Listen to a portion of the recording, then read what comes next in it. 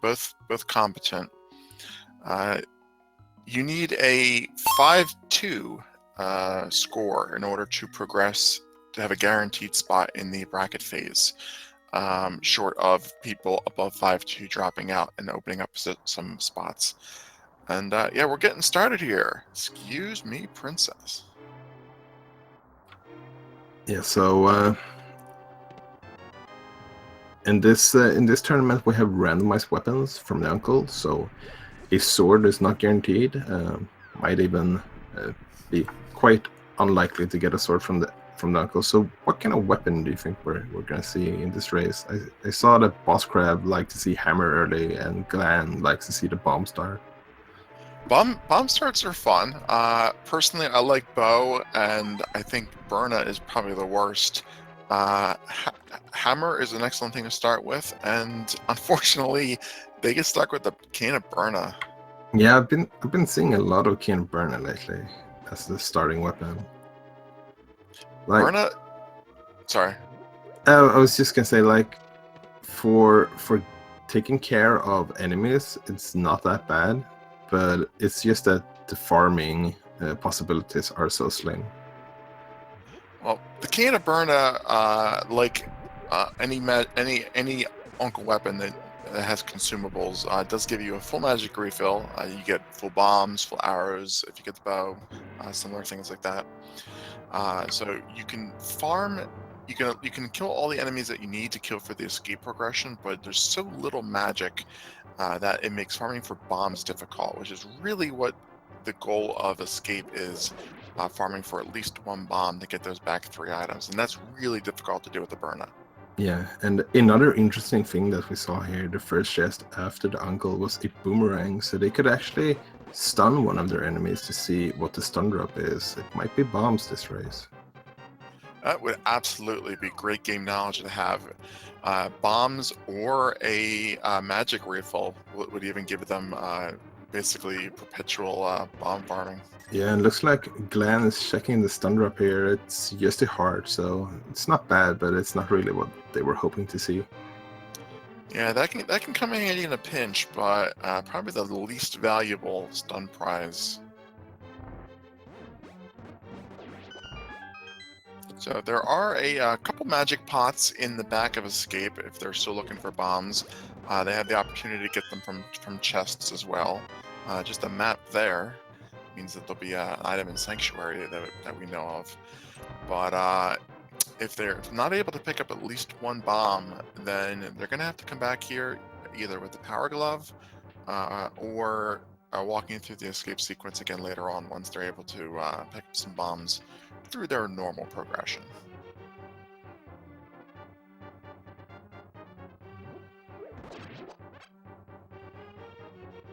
Yeah, I'm both going for the pots here to take out the ball and chain guard. Makes a lot of sense when you don't have too much magic, but Glan actually needs to take care of that last hits with the Kinniburner. Still has enough magic to take that key right out.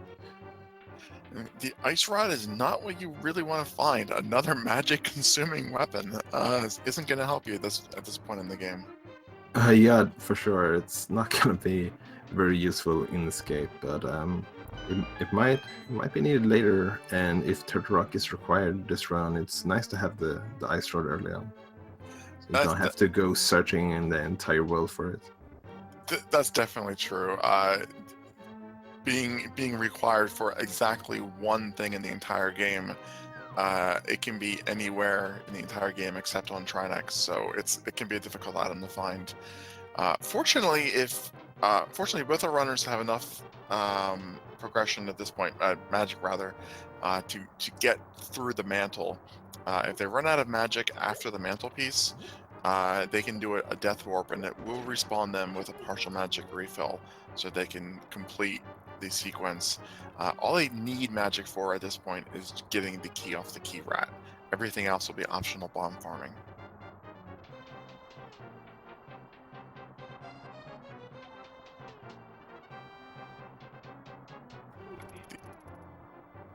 I was playing my own race yesterday and got the Cane of Burna.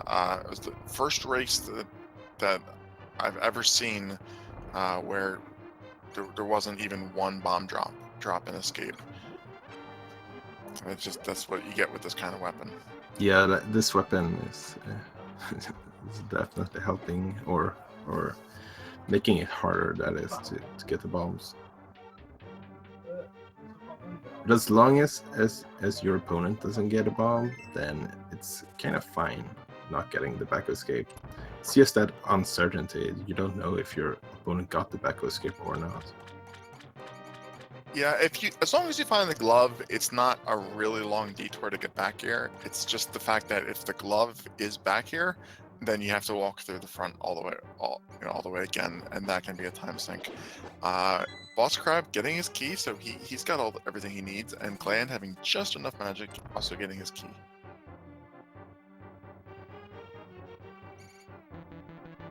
Yeah, BossCrab trying to use that cane one last time, but not having enough magic. Glan got 2 extra rats here, but no bombs from them as well. Oh no! And BossCrab is going back, I think.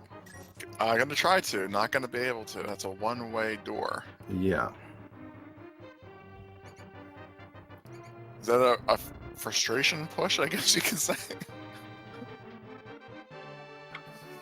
And that's just mean by the seed straight away there. And a mushroom from Sanctuary. That's interesting. Yeah, starting the game with a fetch quest isn't particularly fun. This is normal mode, normal difficulty of the standard mode. In easy difficulty, you get unlimited magic during the escape sequence. That can make the Cane of Burna very, very fun to play. But with only a few magic shots, not so much. Yeah, I did not know that. That sounds pretty strong, but at the same time, yeah, that's, I guess, what easy mode is made for. Yeah, so we saw that both the Bush Crab and the Tier 2 Tree Pull Prize were both arrows, 5 and 10 respectively, so they are maxed out on arrows at the moment. Probably going to be a while before they have anything to shoot them with. Yeah, and both taking the same route up here to check the lumberjack tree. It's just a piece of heart, so we won't see any of our runners defeat Aghanim for that purpose at the very least. Yeah, that route's fallen a little bit out of favor recently, I think. More runners taking the philosophy that until they actually get the boots and can get that item, there's no point in checking it. But I do like when runners accumulate knowledge, especially as viewers and commentators. Having more game knowledge helps us predict where they're going to go. Yeah, I'm one of those who likes to go up there when I have the boots, but when you don't have any bombs, you're at the very least have a little bit extra incentive to go up there to check the bush crabs as well, to maybe get some bombs for the village. Glan shows us the Tier 1 tree prize, I think that is, or 1 or 3, but that's also arrows. So arrows everywhere today. Yeah, if only we had a bow to use them with. Well, fortunately, both of our runners were able to pick up a 100 rupee drop and have enough money to purchase bombs here. A little bit inconvenient, yet you kind of have 2 choices when you go into Kakariko. You can take a gamble in going into blind slot, which is what BossCrab is doing. If you find bombs, then you're set. Or you can go and purchase them, which is what Glan's doing. Means you don't have to double dip the blind slot, but you do have to walk all the way back up Kakariko. Yeah, and I like this this strat from BossCrab, because they already had 1 bomb, so at the very least you won't have to go back to blind slot. And wow, there's a moon pearl and a hammer straight away. Yeah, the fact that he had the 1 bomb does mean that makes a lot of sense. I forgot he had 1. Glan taking the 3rd option to farm for a bomb and then farm for more bombs. This is a little bit time consuming. Probably wants to, because he only has 133 rupees, wants to make sure that he can also pick up the bottle vendor item while he's here. Oh, and there's a lot of money from the bottle vendor, so yeah, saving that money, maybe not going to be too important right now, but yeah, it's hard to know It's hard to know. Yeah, I'll probably regret farming the bombs as soon as he finds all the 300 and then the other 200 off the bottle vendor. But you never know.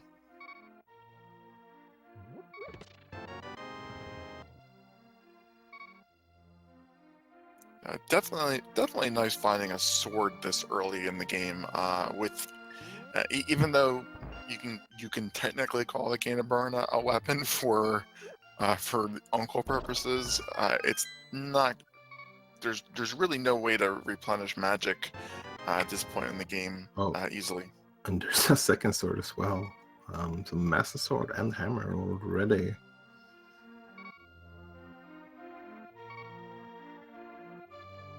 I'm guessing the runners are. So we basically are one item away from having the kit to do Aghanim, and we're one item away from having Dark World access without doing Aghanim. Well, we can do Aghanim with the Master Sword, so we are set with Aghanim access, but both runners are definitely going to want the glove to be able to avoid it altogether, knowing that the Lumberjack tree item is not required. They're probably wondering, is the glove in the back of Escape? Yeah, that would be some item to have in the back of Escape. They also would need, for logic purposes, have the lamp before doing Aghanim as well. That is a good point, thank you. I did forget the lamp. Yeah, you could do it in the dark, but it's not a lot of fun doing Aghanim in the dark.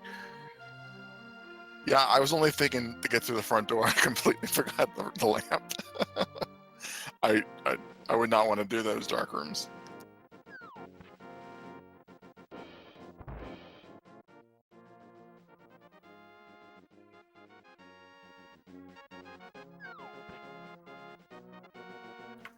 So we're a lot of money early on, and also having the Moon Pearl. I think we have a pretty good chance of seeing the fake flippers from after they're done with South Shore to check Sora, as well as the Waterfall Cave. I would agree with that. South Shore seems to be, definitely the best bet at this point. You don't have too many items. Just pick up those 7 easy to access Sphere 1 location items.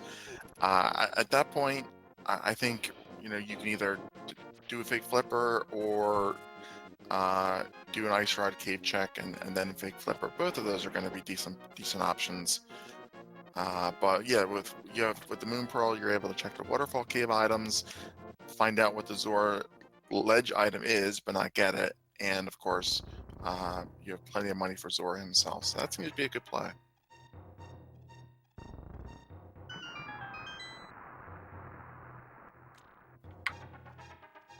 So in the dam, we have our first bottle. It's always interesting when you find a bottle as soon as you leave Kakariko. Because yes there.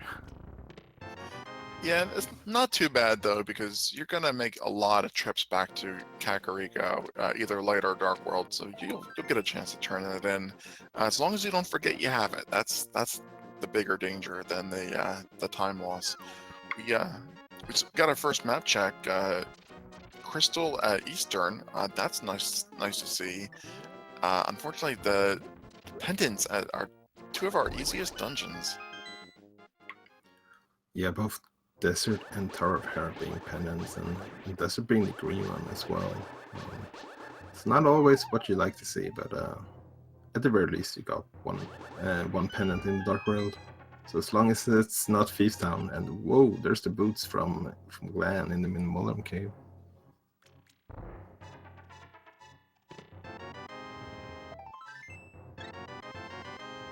Well, that is a great find. That's going to make the Ice Rod Cave check much more appealing, and probably set up a water wall glitch to make a quick hobo check.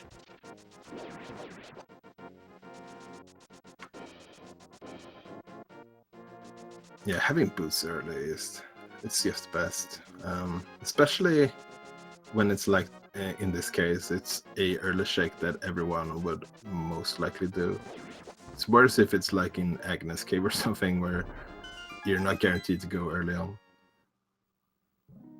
So Glan is buffering a water walk there, exiting out of Ice Rod Cave. So we'll either see it used immediately and get a quick run over to the hobo area or the portal, or we'll see him do a fake flipper. Looks like he's going to do a fake flipper, so he might be wanting to pick up the Zord ledge item. This is a neat trick you can do. It gives you a essentially 2 water walks. You can check the waterfall items, and then when you come out of there, No, BossCrab bonked the wall, so we're gonna have to save him quid. yeah, or that can happen.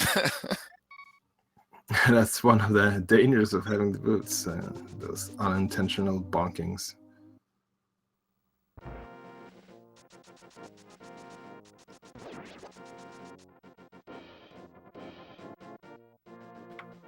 So it's gonna check the bonk rocks instead, and these items are in logic, so you have a little bit higher chance of having progression at the moment. Alright, so hopefully what we'll see with Glan is by buffering the fake flipper there heading out of Ice Ride Cave, what that lets him do is check the ledge item, and if it's something he wants, he can pick it up. If it's not something he wants, then he can turn around and go into the waterfall cave, and he's not going to do that. So man, I'm like 0 for 5 on calls so far. Yeah, you can't have them all, it seems. So Glan going up to check Sora here. Kind of missed what was in the waterfall cave, but I'm assuming it wasn't anything to great importance. Oh no, he haven't checked it yet because he wanted to check the ledge first. Yeah, if you move left to right in the waterfall cave, you lose your buffered water walk. But I thought that you yeah, I was thinking for a second that you lose it if you go in either way, but you just have to move left or right. So I think he still has it.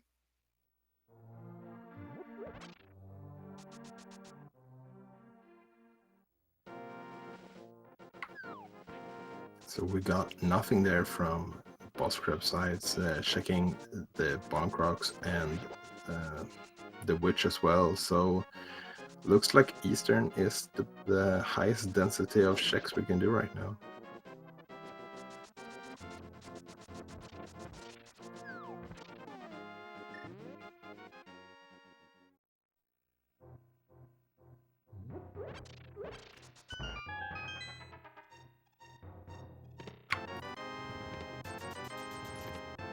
And there's that glove, and also a flute. That's not a bad closet from Satchela. That is great indeed. It's going to let you very quickly check your back 3 escape items, as well as turn your bottle in when you activate your flute. Yes, gonna skip the back escape right now, it seems like, and go straight to the dark world. Or maybe just activate the flute first. This is also a good opportunity to go check that cicad, which Glan is doing straight away.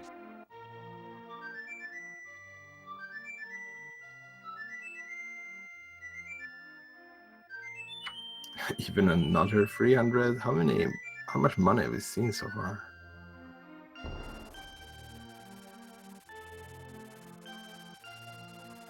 So wealthy seed. I saw one yesterday that got over 2,000 rupees.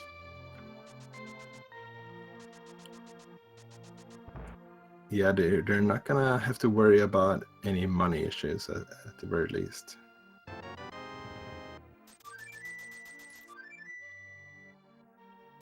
We saw a small piece of heart on the Lake Hylia Island. So we are basically done with all of the flipper access areas outside of course, Swamp Palace itself. Yeah, and BossCrab not deciding to go to the Dark World quite yet, is heading up the mountain. It's gonna save the old man first and then check Spectacle Rock, most likely.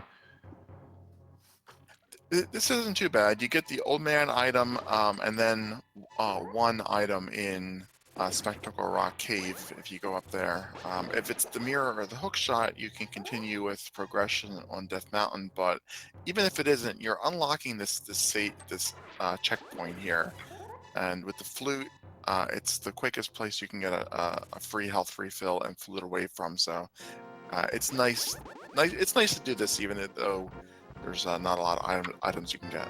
Yeah, and also having the flute and the boots making these shakes is pretty fast as well. And Glan is gonna check Hype Cave instead, and BossCrab just got the silver arrows from the old man. We have another map check here. It looks like the last pendant is in Ice Palace, and the 5-6 crystals are Mire and Skull Woods.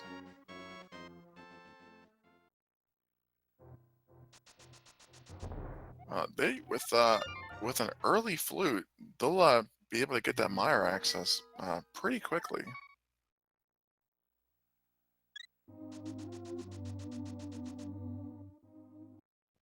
So Hype Cave not having anything except for the powder, so Well, I love the powder, so I'm going to give that a 9 out of 10 hype.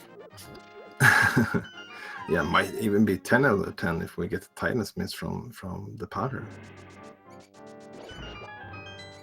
So now we're seeing that back escape from BossCrab, and that's a very mediocre back escape.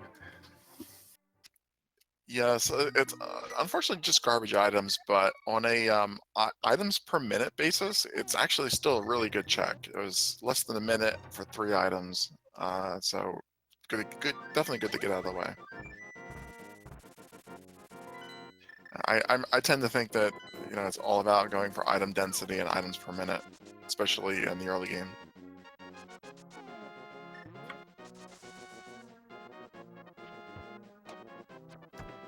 Yeah, for sure. Like that's the highest percent of chance to get what you need.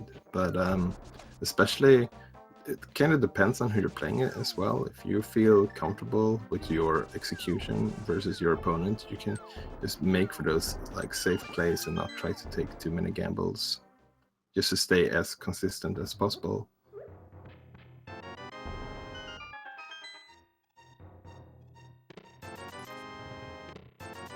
So unfortunately, not picking up the mirror or the Titan's mitts on his way to the digging game, Glan is going to have to save and quit and enter Northern Kakariko from the other portal. It's always really nice when you can pick up one of those items on the way. Yeah, and it looks like BossCrab having the same mentality here, going to check the digging game and stomp it before deciding to do anything else. Yeah, there aren't really. I mean, Thieves Town is the only dungeon that they can full clear at the moment. So we'll most likely see the typical Skullwoods chest check. I would expect two items that you can fairly quickly check, and then down into Village of Outcasts. Yeah, it kind of looks like that's the play right now.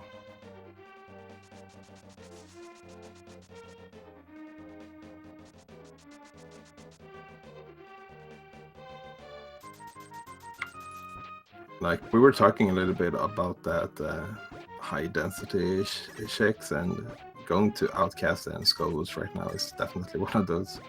So gonna check the powder first makes a lot of sense. You don't have the mirror, so you want to check this before going into the Dark World. Yeah, that's definitely efficient routing. We saw Glan do the Kid during his flute activation as well. Another good example of getting multiple checks in during the same time.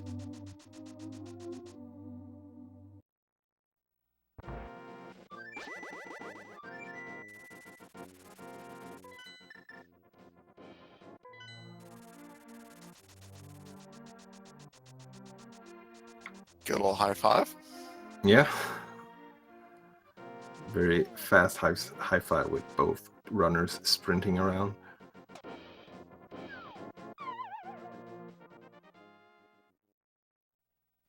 I guess it was BossCrab then that did his bottle and flute at the same time, then, not Glan.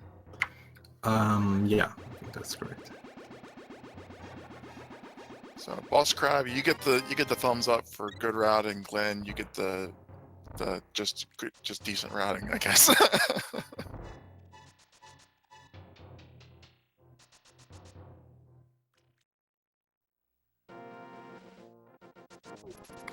So yeah, after both runners taking a little different routes here and there, we're gonna converge here now in the village of Outcast.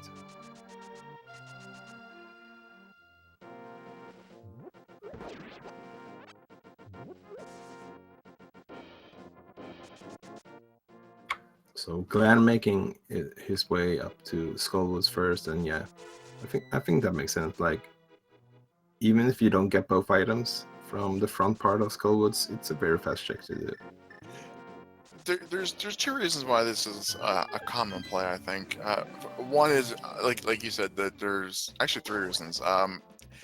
It's a quick check, so you know that's time is always a factor. There does tend to be more often than not, I would say, something valuable here. Whether that's confirmation bias or statistically proven, I don't know, but it just does seem to be that way. But I think the other thing is that your opponent is probably going to do this as well, so you don't want to skip an easy check that your opponent's most likely going to do and miss out on progression. Yeah, that makes a lot of sense. Not finding a single item so far, so Glenn could be unfortunate enough that both items are in the back.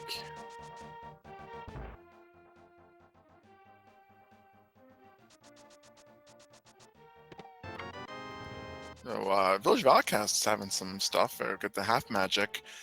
That's nice to have early on. The shovel and another fetch quest, not so much.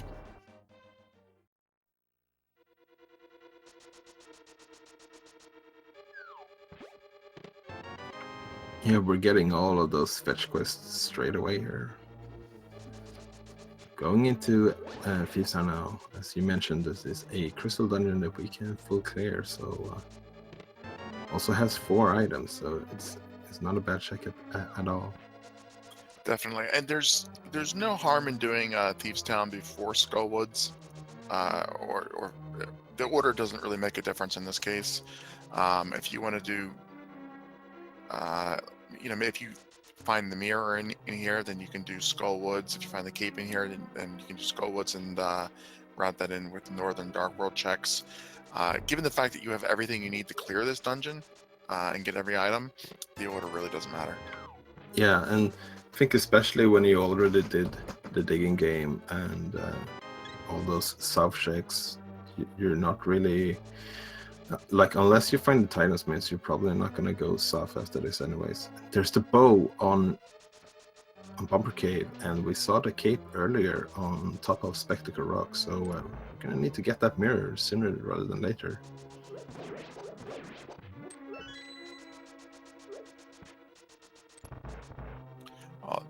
That's definitely good to know. Bow not going to be required until almost the end of the game. They only need it to access the very end of Pod and Eastern. So it's one of those items that can be really far out of the way given how little is needed. But Mirror, they're going to need that for Swamp Palace, and they're definitely going to want to find that to make routing a lot easier.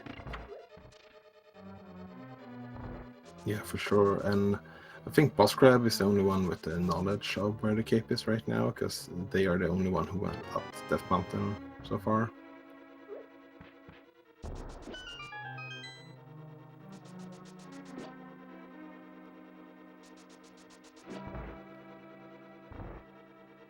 So far not really finding a lot of things in Feastown, but like, this is one of those dungeons that makes sense to do straight away, because doing this dungeon in go mode is not a lot faster than doing it when you're not in go mode, because you're passing by more or less all of the chests anyways. Absolutely. Knowing that the cape is up there also further makes his Thieves Town before Skullwoods play better. He knows he's not going to be able to. He knows there's no point in checking Bumper Cave because he can't get it, and he knows when he's going to be able to get it. So he might just want to do Skull Woods and then save and quit out of there rather than do anything else. But if he gets the mirror in Thieves Town, on the other hand, then he can route in Graveyard Ledge. So doing this first gives him a little bit more options than doing it second. Yeah, and we saw BossCrab saving the maiden there and not getting a small key, which means that the small key is locked inside the big chest. Isn't that always the case when you come in here with the hammer? You don't need it. Yeah, it feels like it, and if you don't have the hammer, like the flute or something is in the big chest.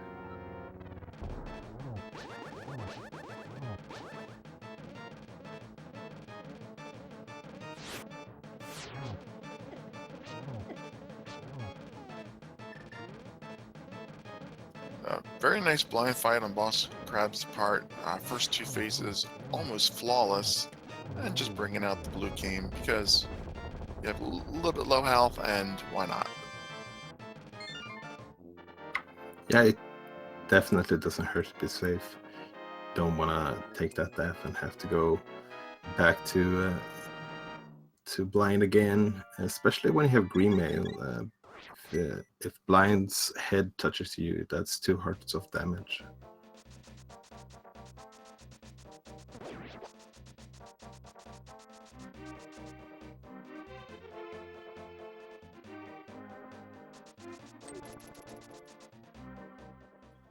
So we are getting our Skullwitch check. The question will be, does he bother checking Bumper Cave knowing that he's not going to be able to access it and he's going to come back later, or does he just save and quit from the middle of Skullwoods once he finds he's out of items? I think having the knowledge where the cape is even gives you more incentive to check the Bumper Cave. Because you know where the cape is, and if you know there's anything important on Bumper Cave, you know. Like, for example, they might not want to go into Eastern when seeing that bow, because they want to get the mirror before going to Eastern. Maybe. I mean, the bow could be in Eastern. I'm sorry, not the bow. The mirror could be in Eastern. Yeah, that could definitely be the case for sure. I think if you don't have the mirror, you might not necessarily check those locations, saying, well, I'm going to do Bumper Cave and Graveyard Ledge. I know I'm going to be getting the mirror in order to get the cape, so I'm going to come back here and I'll do Graveyard Ledge and Bumper Cave at the same time. Because I know I'll have both of those items at the same time.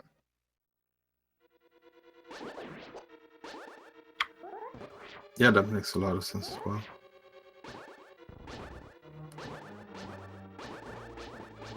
But that I don't know. That's a decision that, like, I think makes sense when you have time to sit back and think about it. As a runner, I would absolutely check it just because it's part of a standard route. Yeah, it's hard to think that far ahead. It's a lot easier for us to make calls or analyze the gameplay when we know what both runners know combined. Absolutely. So after this point, Eastern Palace itself has a couple items, at least 2, but not really great. Palace of Darkness, a much better bet if they're comfortable sequence breaking dark runes. I don't know if they have any really strong options after that. Yeah, they could go to Palace of Darkness, and if it turns out to be Bowlock, they could always do the potion glitch if they want to, but at this point, we don't really have a lot of options, so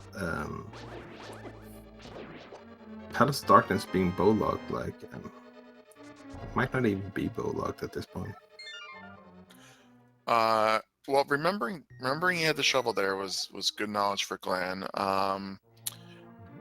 Looks like he's probably going to loop in a pyramid check on his way to Pod or on his way to Catfish. And BossCrab not far behind him. Yeah, so it looks like he will be checking at the very least the pyramid first.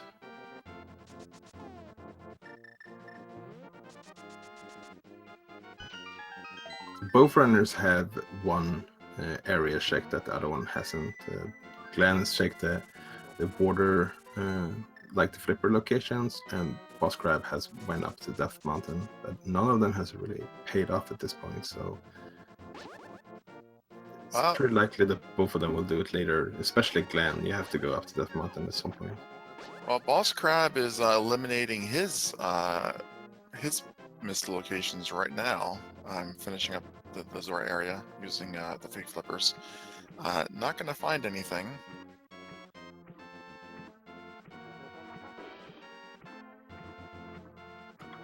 He's gonna skip Hobo though, but that's not really gonna hurt him.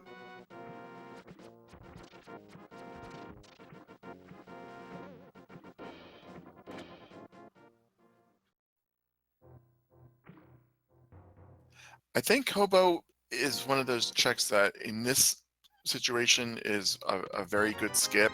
It's out of sequence. Oh, mirror on the catfish. Oh, that's excellent. It's gonna lead Glan up to Death Mountain, and it's gonna see that cape, and by that knowing how to get the bow as well. Absolutely, that is a great find for Glan. Catfish is one of the worst locations to route in, so it's entirely possible BossCrab might decide to go into Palace of Darkness or Eastern before heading up to Catfish, which will cost him a little bit of time. I was saying about the Hobo though, skipping the Hobo check based on the knowledge BossCrab has makes a lot of sense. He knows he's going to get the flippers for Swamp Palace and the mirror, so he'll be able to route that in, mirroring from Dark World to Light World on his way to Pod at some point in the future, and it'll be a much quicker check.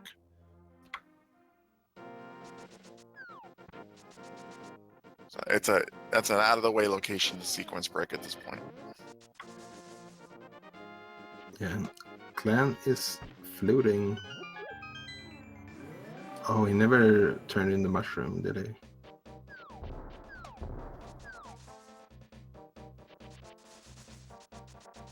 So that's odd to see. I don't.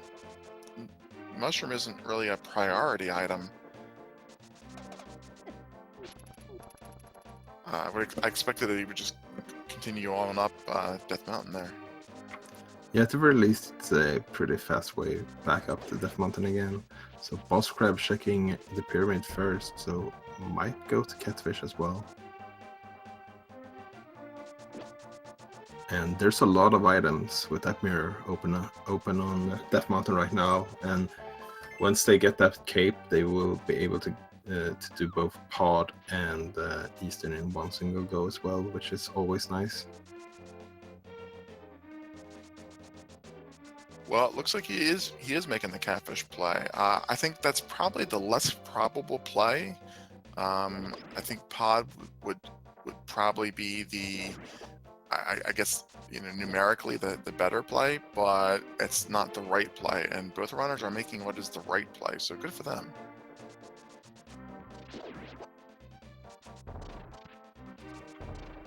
Yeah, it looks like we'll be getting a spy cave here as well, not leaving any stones untouched here on Death Mountain. That's I think that's pretty good, because you don't really want to leave anything up here in case you have to go back. Like, you don't want to go back just to check one single location on Death Mountain.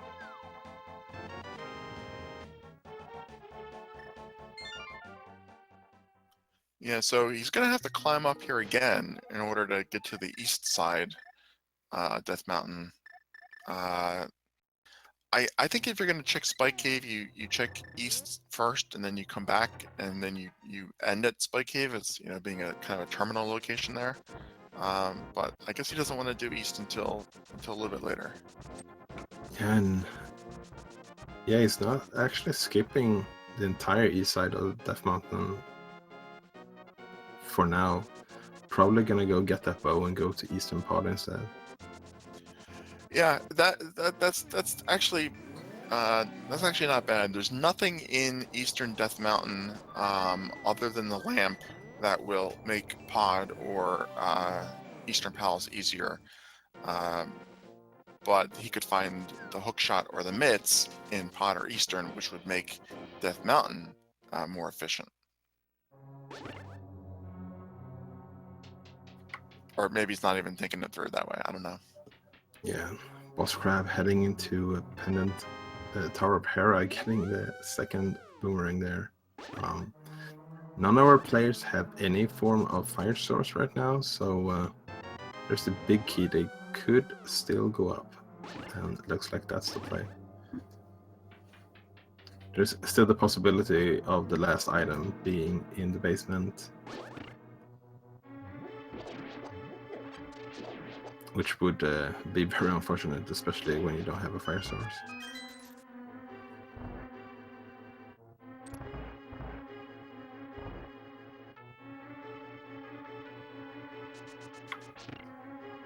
So I'm not sure, did BossCrab check Bumper Cave or not?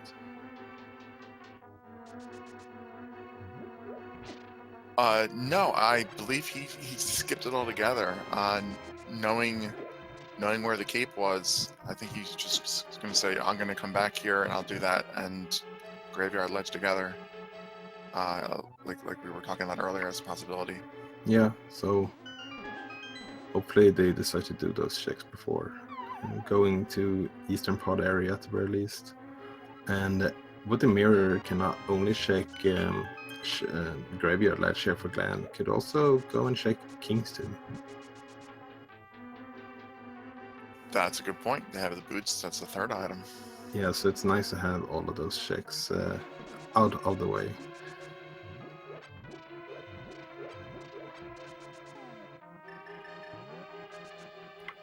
They're a little bit hard to route in sometimes, but when you can do Graveyard Ledge together with Kingston, that's always nice to be able to do that. Yeah, fortunately, King's Tomb isn't too bad to come back to later, because by the time you get the mitts, it's a quick light world check. Graveyard Ledge is the one that's really difficult to route in. That's the only one remaining.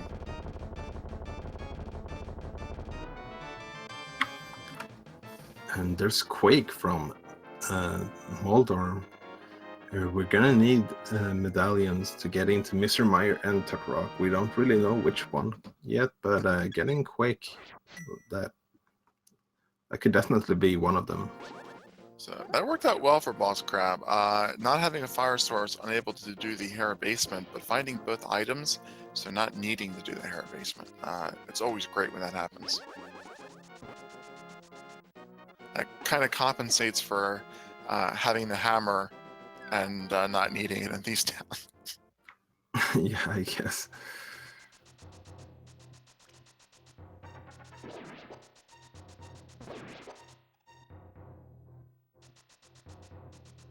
So this is interesting. I mean, this is the divergence. Glan skipping all these in logic East Death Mountain items. Right there we saw our first mail upgrade in Spiral Cave.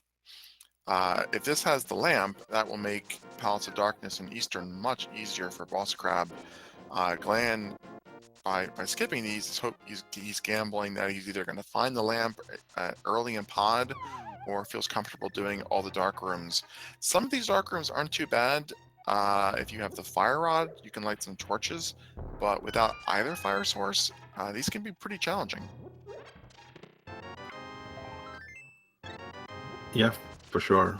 Especially that the turtle room can be a little bit annoying without the fire rod, and BossCrab getting the Titan's mitts, so it's going to be able to check the dark part of Death Mountain as well. Absolutely a great location to find these in. That's two more items that he can access in Super Bunny Cave, one in Hookshot Cave without the hookshot. And of course, we'll be able to get a look at the Turtle Rock Medallion for him. And it gives him a nice, he's doing I think the more efficient way of routing in Split Cave as well. That'll be the last place he goes to, and he'll just be done on the mountain at that point. Yeah, especially when you're already gonna be in the dark world as well. Yeah, you don't even have to menu to go back to that side of the mountain. It's also gonna be able to check the medallion for Turtle Rock, so that's another information. Like having information on what you need could be really important.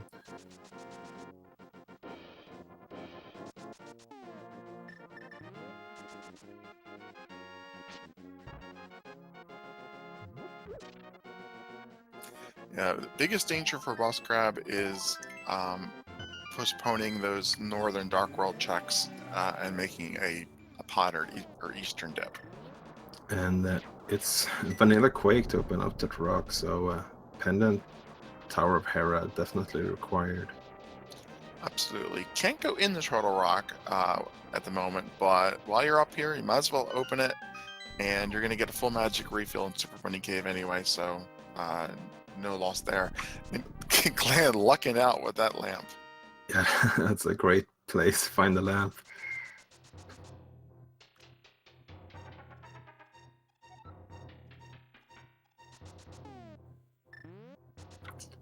Going for the hammer jump here as well and nailing it. That's a fun trick. Something that you rarely saw in the fall tournament, but then saw a lot during Key Sanity, given that it saves you a Palace of Darkness key. And it basically became a required strat to remain competitive.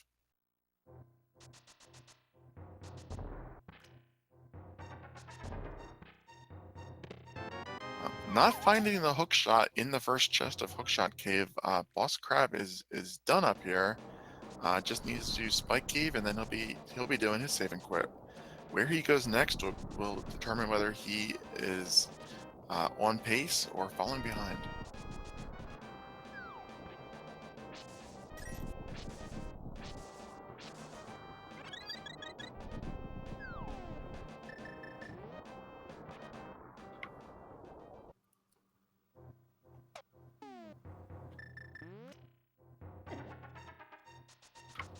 Oh, and there is the hook shot in the harmless hellway. Oh, pod.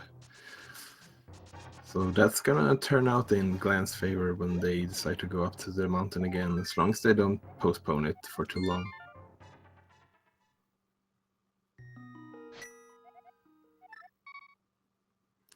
But the myths being up on Death Mountain, you can't really postpone it for all too long anyways, because those myths is gonna lock out a lot of locations.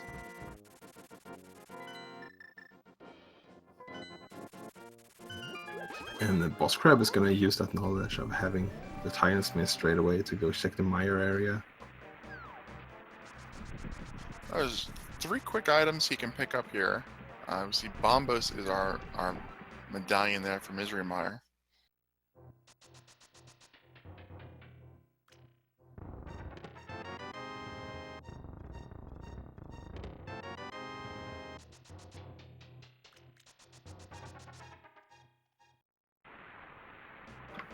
And there's the book from Mr. Meyer. It's an interesting item, not really what you're hoping to find when you were just up on the Death Mountain earlier, but yeah, you couldn't really avoid it in this heat.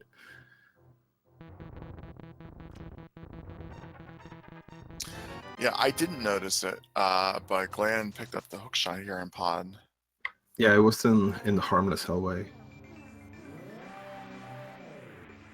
I was thinking about the implications of desert on BossCrab. Having both the mirror and the book gives him both ways to get in here, and it being the green pendant means that these 3 location checks are at least as equal in value as the 3 northern Dark World ones, if not faster. So putting off finding the bow for a little longer. Yeah, it's gonna need to find the fire rod in here though, if they want to finish the dungeon, because we know they're not gonna find the lamp in here. And there's Tempered Sword from Helmazar, very fast and beautiful fight from Glan, by the way.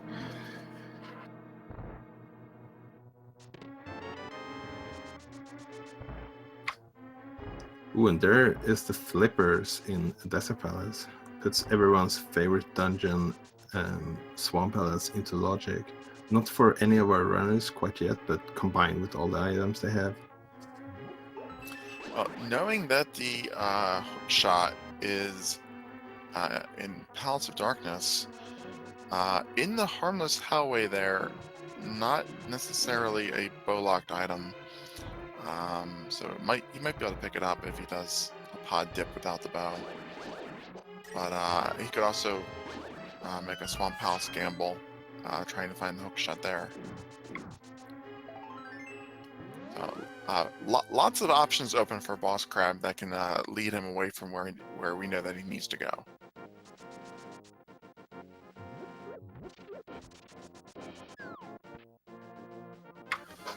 Yeah, for sure. Like, at the very least, since they don't have the fire source right now, that's gonna limit their options a little bit. They can't go into Pendant Ice Palace. I'm not really sure if you want to go in there anyways, but Yeah, I think the biggest risks are oh, there's a fire rod. oh, okay, never mind then. But that might actually lead them to Skullwoods, and that could make them check Bumper Cave. I think I'll probably go back and finish up Desert while he's here. Yeah, that's definitely a possibility here. You already have the big key, you just need to finish the boss, and it looks like that's what the BossCrab is gonna do. Or finish up Skullwoods. Oh, never mind, yeah. I thought he flew it to 6, but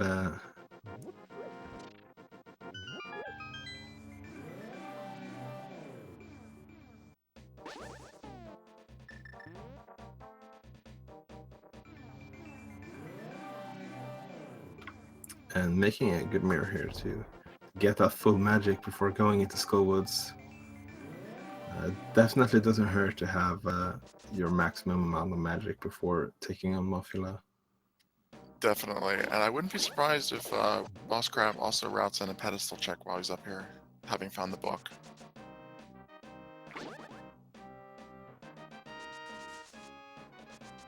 Yeah, speaking of pedestal, what can we even have there? We could possibly have Cane of Samaria if you don't need that for Ice Palace. You can have Bombos on the pedestal, since we already have a Fire Rod. But other than that, I'm not sure if there's could be anything on the pedestal right now. Just the Cane and Bombos, I think, as far as required progression.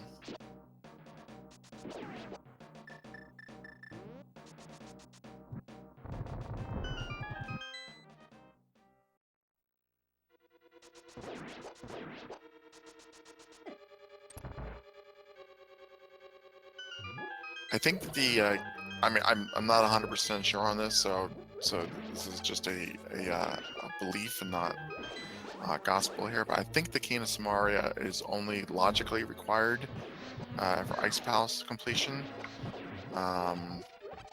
If you're missing something else. Yeah, if Colstar has a small key, then you need the Cane of Samaria by logic to beat Ice Palace.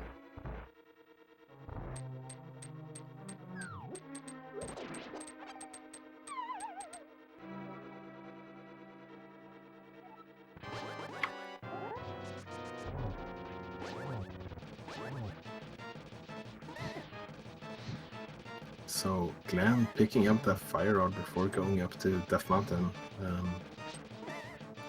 If King of Samaria is in that hookshot cave, they would actually have everything they needed to beat Turtle Rock at this point. Oh, never mind.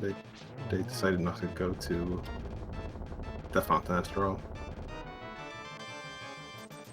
Just a red rupee from Mothula, but a very good fight from BossCrab. Having that half magic surely doesn't hurt on that fight.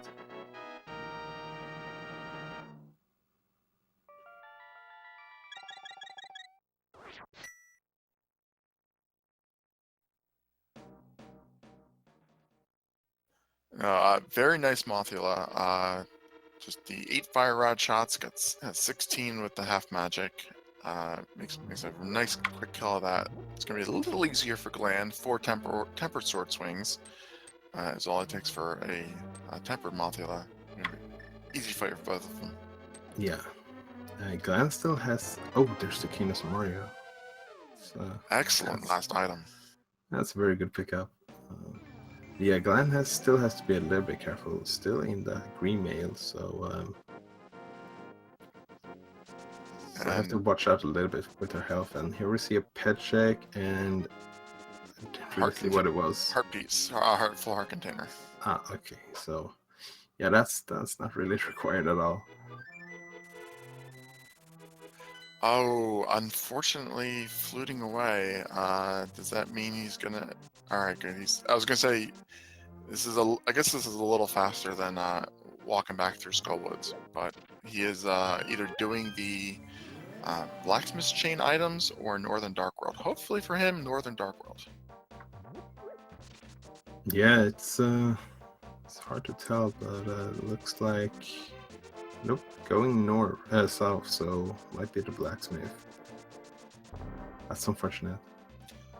Well, there's 3 locations in the north and only 1 in the south. If he does decide to take the chest for a tour, north seems to be a better route.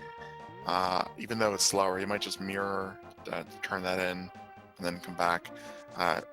He's got so many options on how to route that.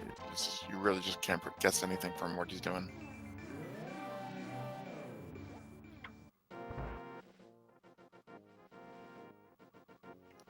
Glan fighting Mothula here. I think he only needs like 1 or 2 more hits. Yeah, there we go. Excellent fighter from Glan, picking up his what's that? The 4th crystal.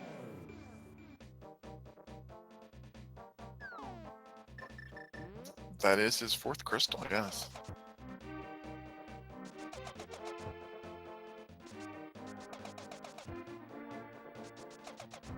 So he has everything he needs now to, well, once he heads up to Death Mountain, he'll pick up his Quake, and then he'll have everything he needs to head into Turtle Rock. It looks like he's going to go for the item density up here. There's 20 or so chests that he's going to be able to pick up. Actually, my Quake was in Hera, so he will have to go into Hera.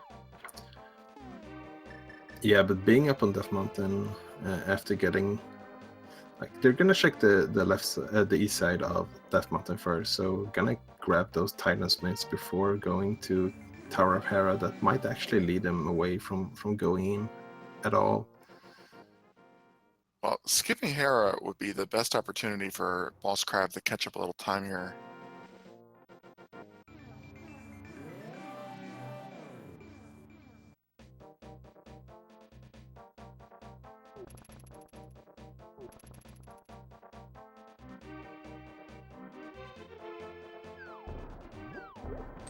So we're going to see Purple Chest, and then we're going to see Bombos from BossCrab.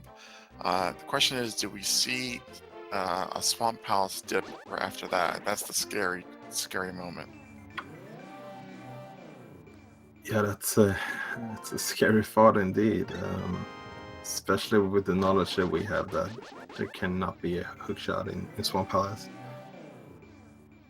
Yeah, I mean, we know that, but from BossCrab's perspective, it's a crystal dungeon. Hookshot can be there. He doesn't have the bow, so gambling hookshot is in Swamp Palace is just as reasonable a gamble than that bow is going to be in Pod or Eastern.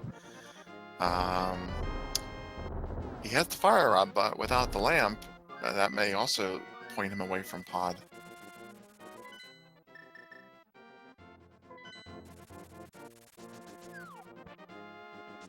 So floating to 4, looks like we might have a hobo check here.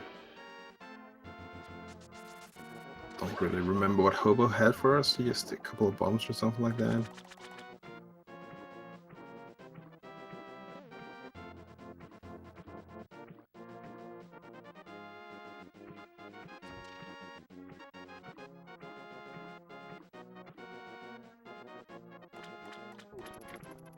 So Glan now making his way into the dark world of Death Mountain.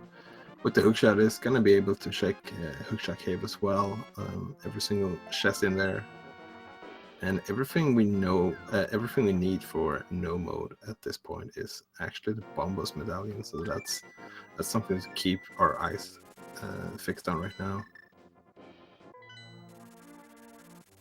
Absolutely. We're talking about BossCrab's knowledge of where the keep was and knowing that that he needed mirror to get that made, postponing the graveyard ledge, the bumper ledge check more efficient. But unfortunately, so many other things opened up to him that it just became lower priority. But fortunately, it does look like he's heading that way now. Yeah, it looks like this is the moment. So luckily for BossCrab, or luckily, he decided to check this before going into Eastern and Pod. So other than a few unnecessary overworld checks like the blacksmith chain sequence, BossCrab hasn't actually done anything that Glan isn't also going to have to do. He's done, he's done Hera. We know that Glan's going to have to do a Hera. He's done all the Death Mountain areas checks already, which Glan is working on now. So this should get him back on track a little bit. Yeah, he also went into Desert, another pendant, which also turned out to be required.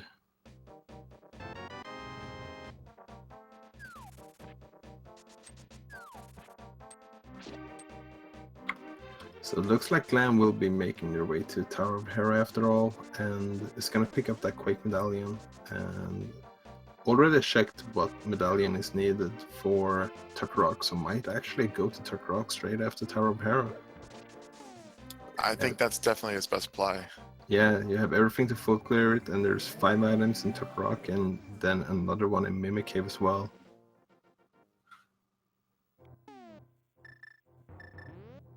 Yeah, go mode TR versus regular TR, not much of a difference. If he picks up Bombos, then he can go mode Swamp and Mire, and that's much more of a time savings.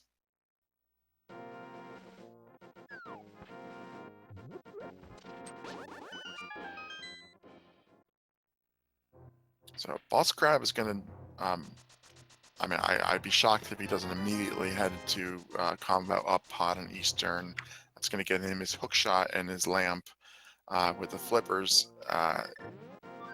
So at that point, he's going to have the option of doing TR, already having Quake, or all of Swamp already having both the flippers and the hookshot. Where do you think he's going to choose given those two choices? It's hard. I mean, they both have the same number of items. Many people like to skip Swamp Palace for last, just in case they can go mode it. But at the same time, you might not want to do another like not required trip up to Death Mountain as well. So I'm not really sure. It's gonna be a tough call. That is a tough call. Glan's choice is pretty straightforward. Not knowing where the flippers are, you dive into a dungeon you can full clear, Turtle Rock. BossCrab has both Swamp and Turtle Rock. I think avoiding that second Death Mountain climb makes Swamp probably the better play. Yeah, you could clear Swamp Palace by going avoiding left side to begin with, because you're just gonna need one item, so you can just check if it's in the back at first, and if not, you can just go back in and do left side. And if it turns out that Bombos is in Swamp Palace, yeah, then you can just have Turtle Rock as your last dungeon and then go straight against Tower after that. Yeah, well, hopefully he'll do that. I think he's probably a few minutes behind, not catastrophically, but could definitely benefit from a little bit of a catch up. Yeah, after Turtle Rock, it's probably not going to take too long before Glan checks Desert Palace, because they can't go into Swamp Palace. They have no reason to go into Ice Palace as well, because the flippers can't be in there. And they haven't checked the Mire area yet, so they're probably gonna pair Desert Palace together with checking Mire area.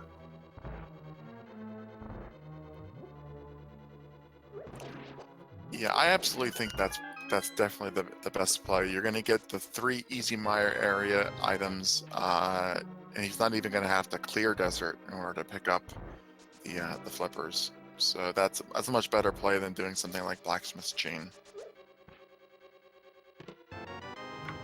Yeah, speaking of clearing desert, at that point when Glan goes over to desert, if they still don't have the Bombos medallion, they might actually decide to clear the boss as well, because just to get that green pendant.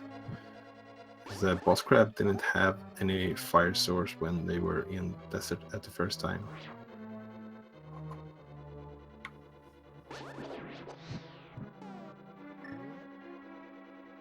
So BossCrab decided to do Eastern Palace first. So a little bit unfortunate because the lamp is in pod, but the dark rooms in Eastern isn't too bad, especially not if you have the fire rod as well. I agree. It's a little unfortunate that lamp comes before any dark room in pod, but the first dark room in Eastern is just a rectangle you walk around, and that second one is just 2 fire rod shots down the middle. So it didn't really cost him any time.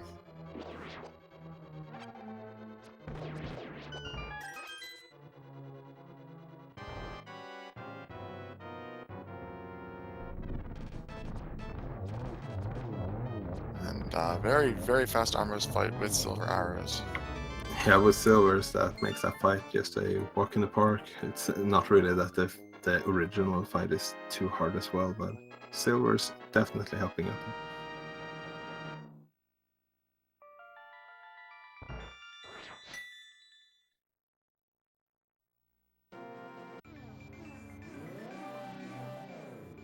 Doing Eastern first also makes sense if you're a little bit nervous about having to do the dark rooms and you're hoping to find the lamp in Eastern.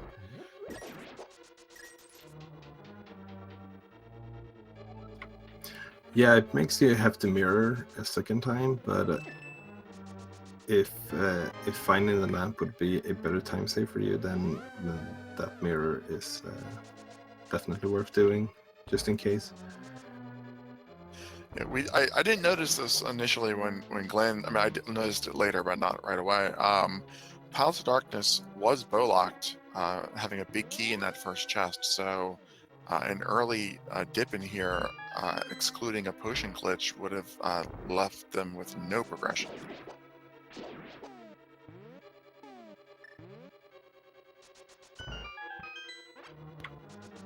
Yeah, and it would have been quite unfortunate seeing how there's 2 items required in here. Lamp is technically required for logic, but you have every single dungeon with a dark room as a crystal, so having the lamp, even if it's not technically required to complete it, it's definitely nice to have. Yeah, the Turtle Rock dark room isn't terribly difficult, given that it's just riding a conveyor on rails. But the Misery Mire one, even for the top tier pros, that dark room can be a little bit frustrating. You can get through it, but it's never fun.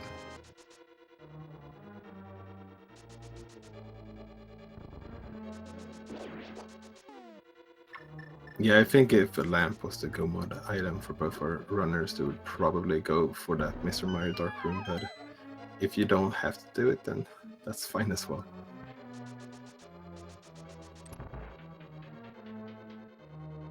So I love Glenn got the Canis Maria iframe clip there on that block.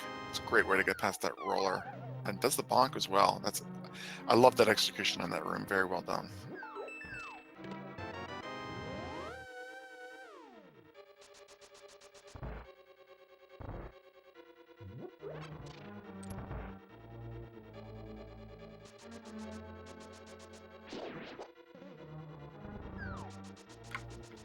Yeah, so Glan is coming up on laser bridge here.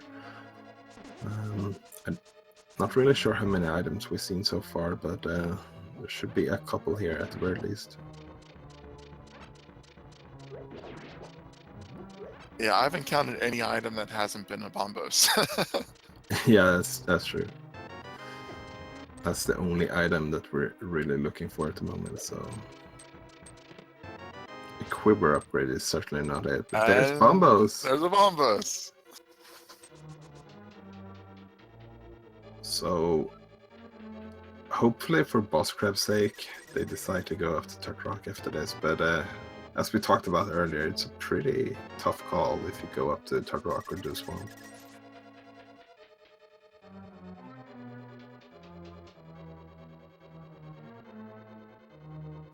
So none of our runners are in go mode at the moment. Glan needs to go to Desert Palace to pick up the flippers, and BossCrab needs to go to Turtle Rock.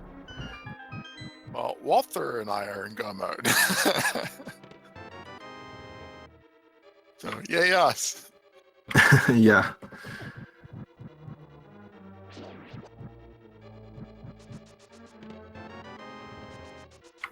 Having Tempered Sword here on the Training's fight is very nice indeed, so they don't have to go for that hammer stress.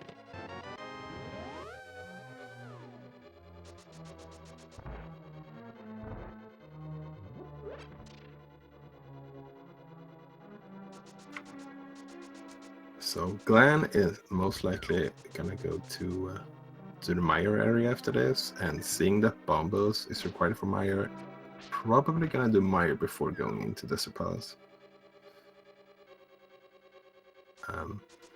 So Meyer is a little bit tricky as a go mode dungeon. Like sometimes when you're in go mode, Meyer can be really fast, but sometimes you have to check every single location anyways. So depending on the key layout or where the big key is, might not even be too much of a problem doing Meyer not in go mode. Absolutely. If you find, BossCrab is going to have the luxury of being able to go mode as soon as he finds the big key, but like you said, that doesn't necessarily mean there's a time savings. It could be every single chest. Yeah, so seeing its Bombos, deciding to go for these checks as well, since they still need the flippers, makes a lot of sense.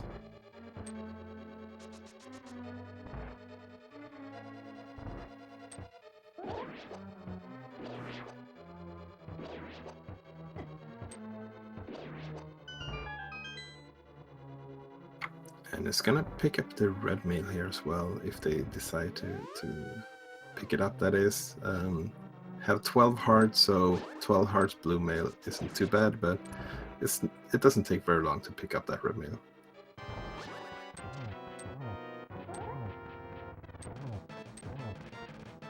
I think, if it's not too far out of the way, red mail is absolutely worth picking up. It effectively doubles your health again. Yeah, for sure. Like that just took a couple of seconds, so I think that's worth it. They have a lot of safeties at this point. Red mail with 12 hearts is pretty good, and they have the half magic, they have both invulnerability items, powder, like more or less everything you want to have.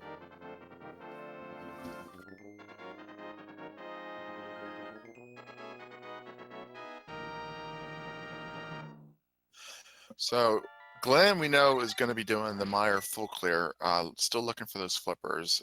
This is the moment of decision for BossCrab. Turtle Rock or Swamp Palace?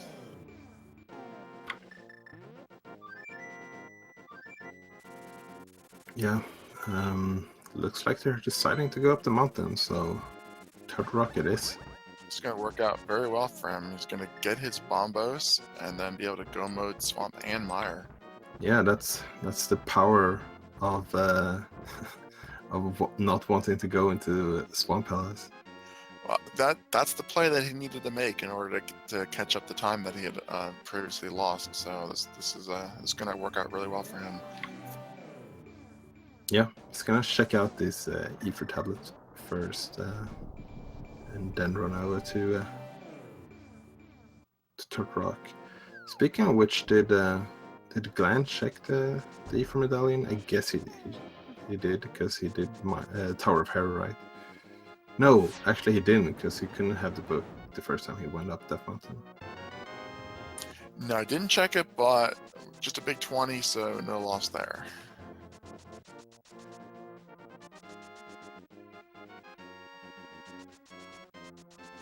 So unfortunately, Bomb Boost being on Laser Bridge isn't going to save BossCrab any time in this dungeon.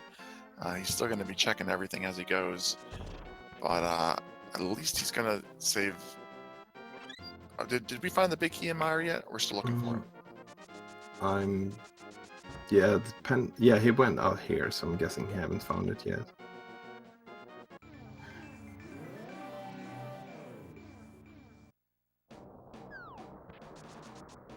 It's gonna save that vanilla location for the big key as the very last location. Has a pretty long cutscene when you want to do it. So, and yeah, right, BossCrab haven't checked the hookshot key yet, so that might have tipped the Turtle Rock decision into their favor. Okay, so we find the big key. One is really only saving. If BossCrab does the same route that Glan does, it's only going to save him 2 checks. So it's not in the best location for commoding.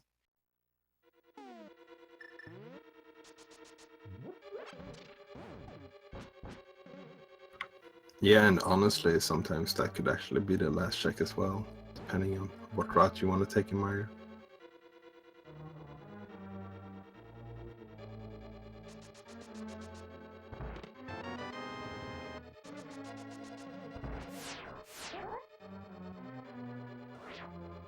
Yeah, it's definitely not going to be your first check. I mean, it's probably not going to get any better than what Glan did.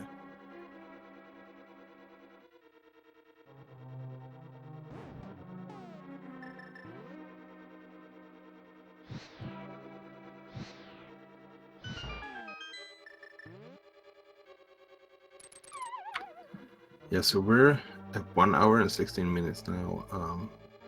Glan is soon gonna be done with this dungeon, and most likely find their flipper straight after that. So that's to see that's not been too bad.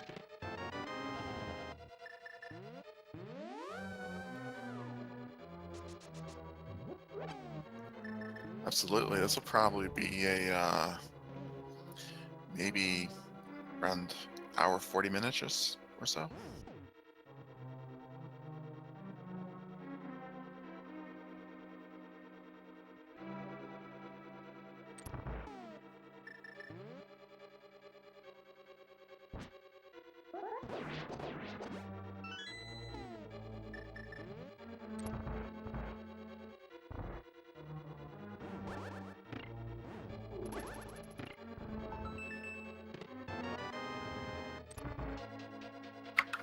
Yeah, so that's the 6th crystal for Glan there. Very solid, vitreous fight. Makes the fight a lot easier when they have the silver arrows. Didn't find the last item in Meyer though, so he's gonna have to go back in just in case it's the flipper. So that's gonna cost him a little bit of time.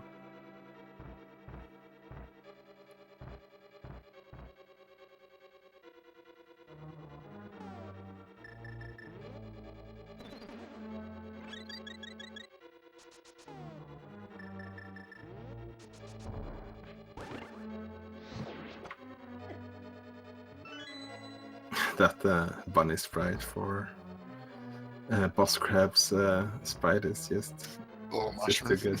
Yeah.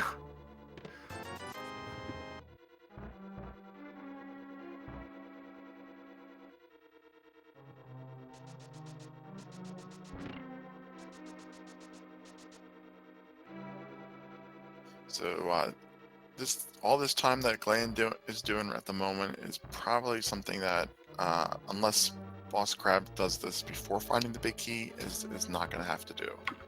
Yeah, at the very least, BossCrab is not gonna have to double dip the dungeon.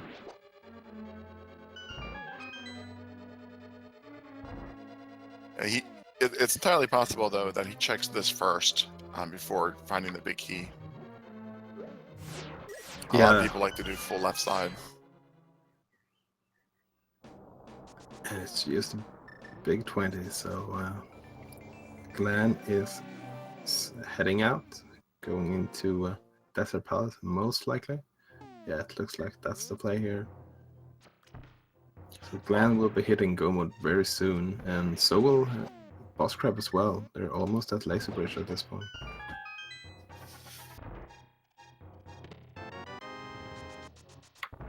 But Glan does have the advantage of already clearing out Mr. Meyer. Absolutely. Full dungeon ahead at this point.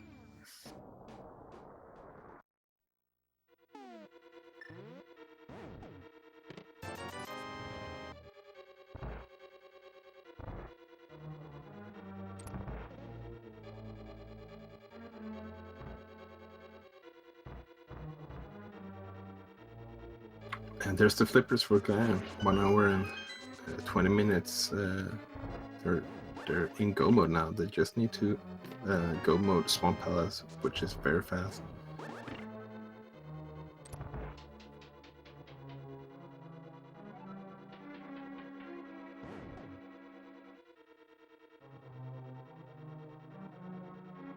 So we might see him pick up a few chests on the way, but I doubt it unless it's maybe the waterfall room, but that's about it. There's really nothing he needs. The powder gives him essentially infinite health in GT. Silver's and tempered and red mail is more than enough safety. Maybe he'll buy a potion before he heads up to GT, but I don't know what he has in his inventory. But he's got a lot of safety. Yeah, I would be surprised if he decides to pick up more than one chest, or even if he does that, to be honest. Like, the only thing you could possibly want at this point is the golden sword, but depending on how good your Glan execution is, that might not even save you any time.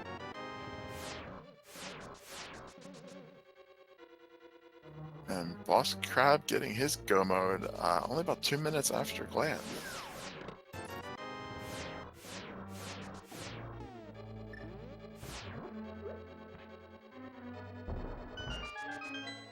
Gonna take the safety door there. Yeah, it doesn't hurt to do that, just in case. Doesn't take too long to open the safety door. It takes, for sure, longer to go back to Trinex again.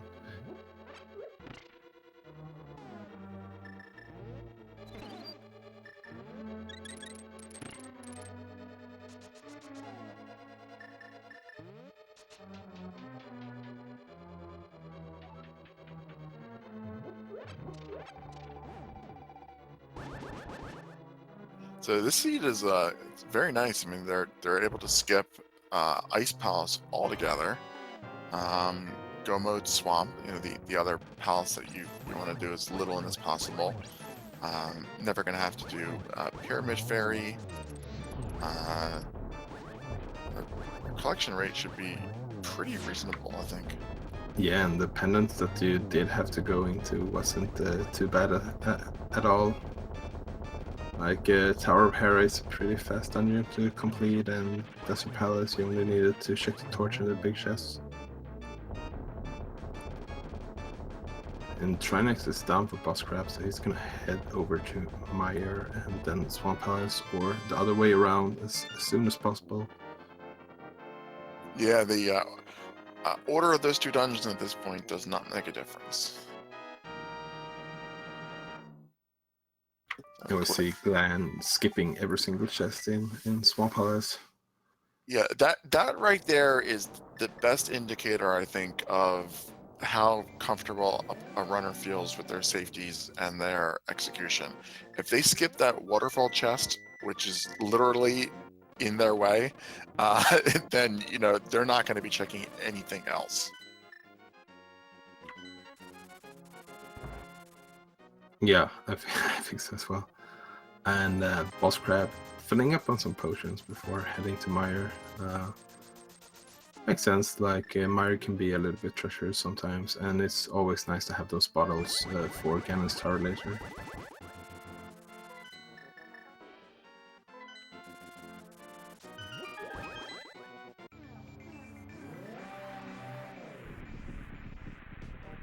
Alright, there we go. Glan picking up his final crystal and heading up to Ganon's Tower.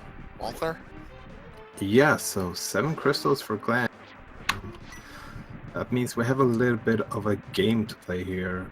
There's 22 chests in Ganon's Tower. One of them will have the big key, but we want to see if you can guess which one has the big key. So we're going to count the chests in the order that Glan picks them up. So guess a number between 1 and 22. And if you are a subscriber to any of the speed gaming channels or have donated 250 bits or more, you are eligible to get on our leaderboard if you're correct.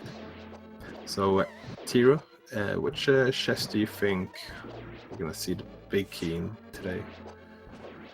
Well, I'll take my guess, but just to say before that, it does look like the speed gaming bot is dead today. So rather than leaderboard, you'll just be internet famous for a moment. But you're still welcome to go ahead and pick your guess. My guess for today, well, let's see. They got boots early, so I'm not in the torch mood. I'm gonna go with my reliable standby of Randomizer room. How about you? I'm not sure. Most of the times I just pick a randomized number just because we're playing randomized, but I don't know. I think I wanna see it on the right side this time, or not. Maybe want to see it on the right side, but I'm just gonna guess it's somewhere in the right side. I think you need to narrow it down to more than half the dungeon. Like I'm not gonna take front of right side, back of right side, power. No, I mean the 4 chests in the right side. I'm not Okay, gonna. all right. I'm not gonna claim any fame if it turns out to be there. Yeah, 4 chests is fine. I'll give you an entire room. I'm claiming the randomizer room, but I'm gonna call foul on claiming the entire right side. Yeah, it's I think it's definitely gonna be in the basement at the very least. Fair guess, indeed. Oh, and there's the ether tablet on the torch.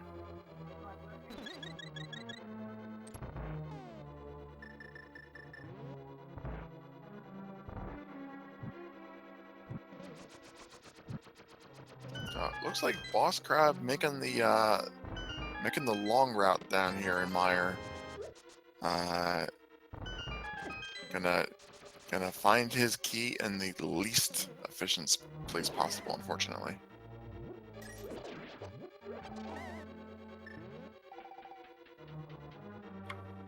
I'm sorry, I didn't really catch that. Since BossCrab is taking the long route here in Misery Mire, so he's gonna end up checking everything before finding the big key. Yeah, that's a little bit unfortunate. And Glan moving over to. Wait, did Glan do a Dark Magician strat here? Checking the Stealthus room first and then going right side? Yep. Nice, I like that one. I've been doing it a lot in version 29, and it's been paying off a lot of the times.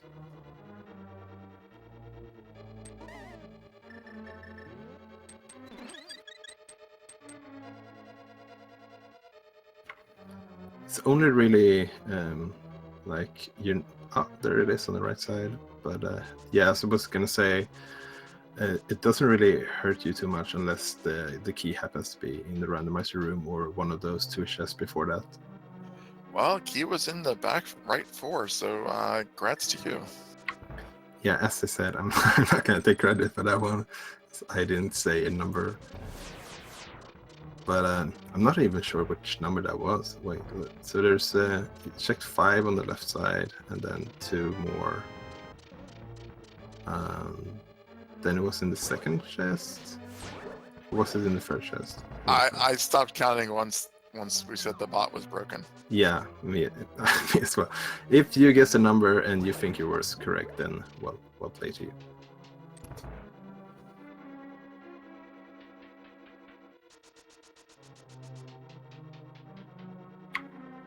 Yeah, I guess technically everyone who guessed anything except for the torch was right, because it was in the chest. I like that.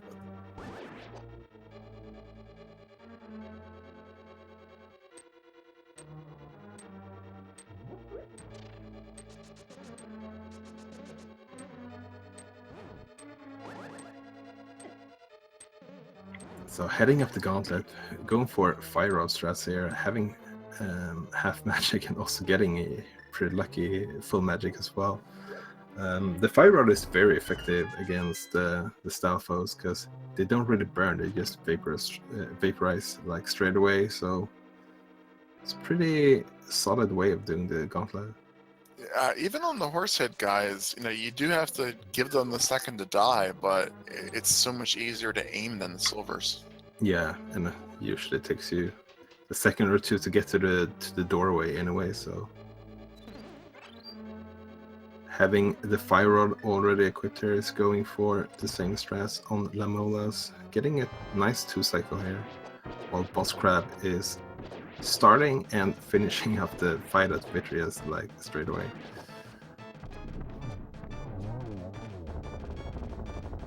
Vitreous is like one of the most intimidating bosses, I think, especially for new players, but then when you have the silvers, it's like one of the easiest ones. Absolutely. I think Glan's probably he's gonna have to use his lamp here, or pick up the full magic pot in the staircase room. Not gonna have enough to do everything with fire rod. Yeah, it would appear so for sure. Going for the fire rod here, so I might pick up that pot in the next room.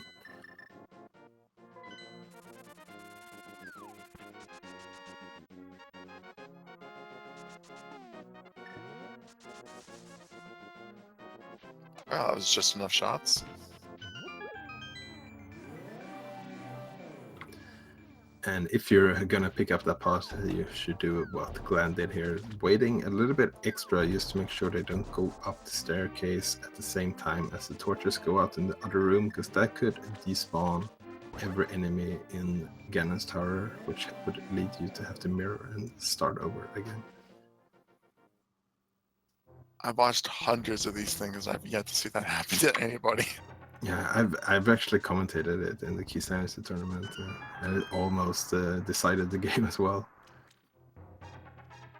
I was starting to think that was like an urban legend. You actually saw it? Yeah, like, you know the ice from the lasers? Yeah. Yeah, if you despawn the castle, the ice is gonna be on the upstairs when you go up.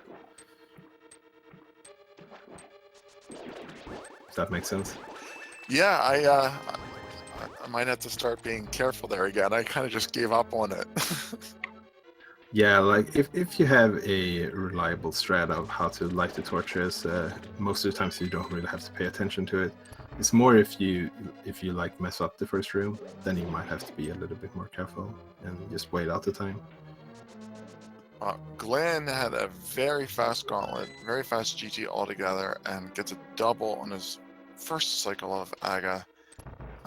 We are definitely seeing really nice execution over here.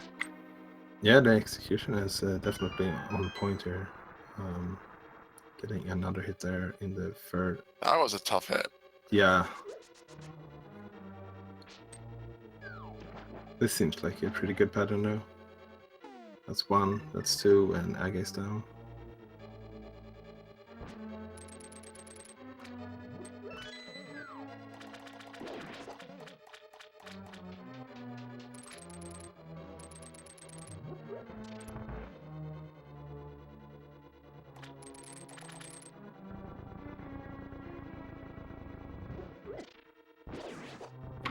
So it's just the Ganon fight left for Glan, and at this point, having a really sizable lead here. So should not be too much of a problem to finish first here. No, I don't even expect that he feels behind. Everything's lined up well for him this race. Yeah, he has done a lot of decision that paid off really well here. Making sure to stand in this spot here so you can get a couple of double spins here without getting too harassed by the fire bats. Has a red potion, so can just refill their health here before the last two phases. Yeah, each spin hit counts as 2 of the 12 you need with Temper Sword, and when you get the double there, that's 4 of your 12. So very fast.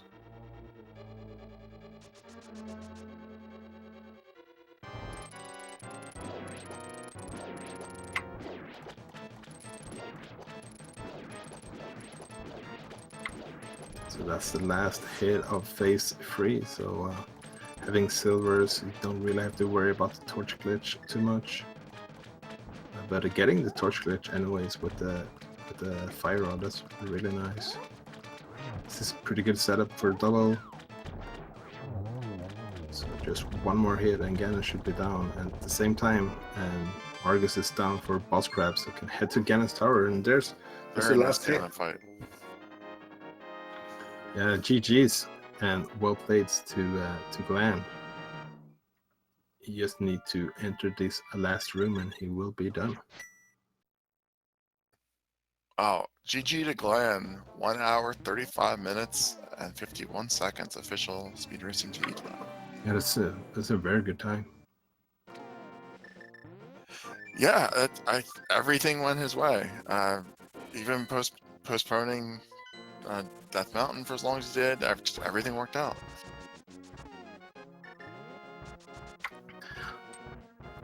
Yeah, like checking. He looked like for a while that he was gonna go up the mountain, but then just after he got the fire rod, but then decided to go to Skullwoods instead, which led him to get the Canos Moria and then just full clear and took rock in one single go. That really paid off a lot. So we're gonna see if we can get Glan into a little bit of a post-game interview here while BossCrab is heading their way up to Ganon's tower.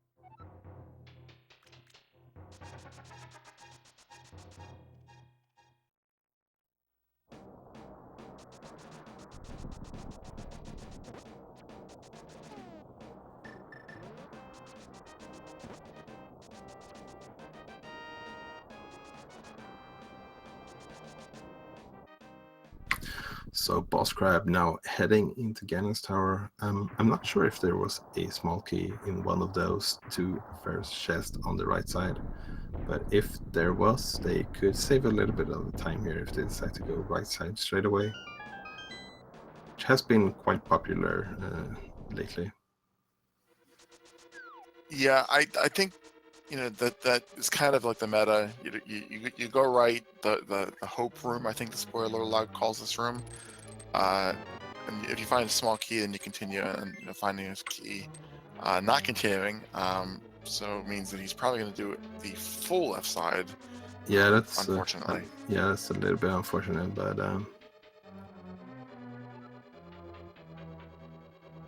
doesn't matter too much. Deciding to pick up that ether has probably already seen that Glan is finished, so doesn't really feel the same pressure going in here.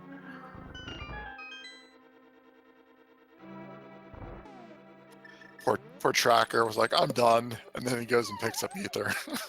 Yeah, speaking of which, I haven't really given a lot of shout outs during this race, but big shout outs to both our runners to begin with. Like, they've both done a great job on this seed.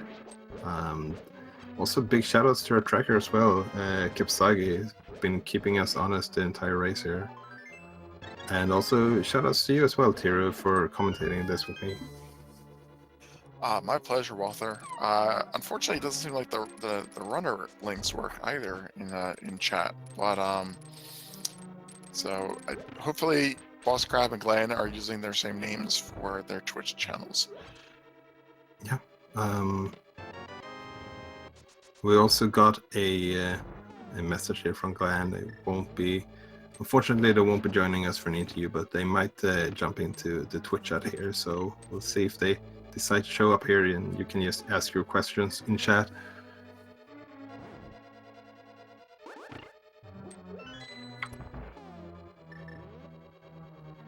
So BossCrab heading towards that Fire Snake room and then the Randomizer room before going to Ice Armos.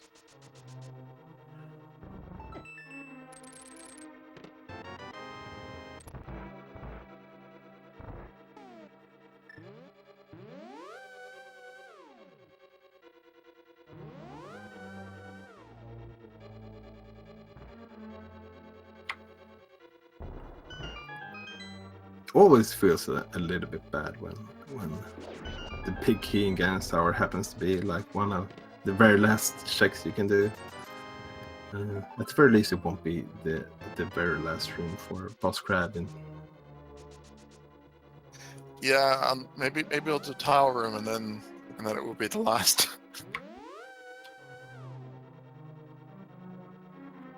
Yeah, maybe. Looks like we have Glan in the chat here. So GG's Glan, and well played.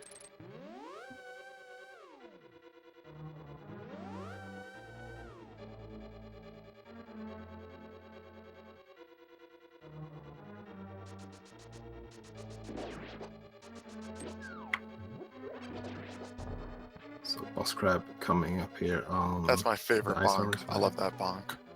Yeah, that's a pretty good one.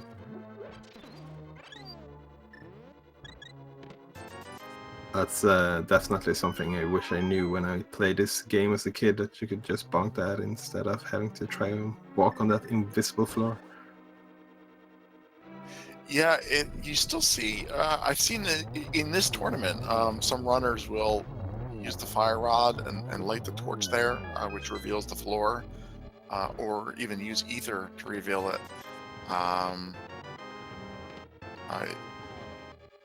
You can, I mean, even with boots, to just don't feel comfortable with the bonk.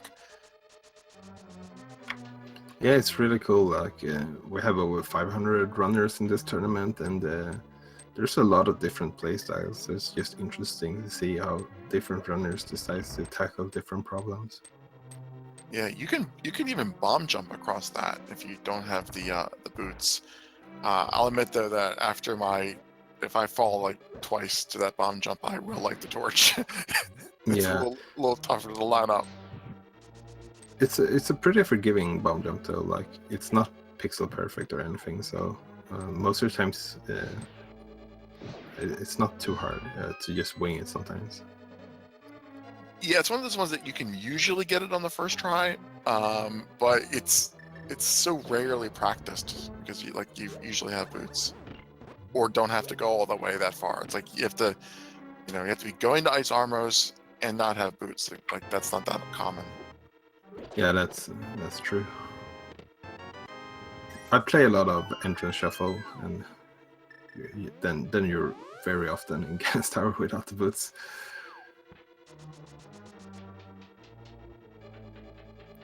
So BossCrab finding that big key, heading upwards. Speaking of entrance shuffle, I'll just remind all the viewers to give the game a try for yourself if you're not already a runner.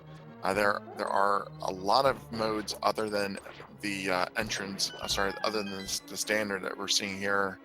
There's easier modes if you like a challenge. There's entrance shuffle where the entrances are randomized, as well as many other variations. If you absolutely truly hate yourself, you can even walk out of Link's house and find a Trinex standing there.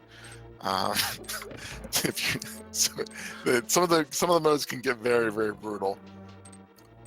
Yeah, it definitely has something for everyone, and there's a big community as well, so, and everyone is really friendly and likes to help out. So if you're new to this, it's definitely a good way to get into running the game. You don't even have to do it in a speedrunning way. You can just play it casually as well. Absolutely.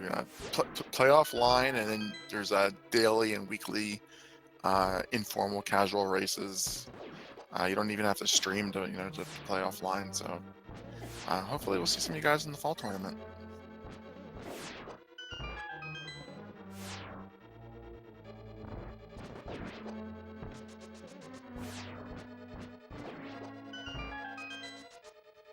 BossCrab using the silvers here instead of the fire rod. Down to 14, and can still pick up a few more.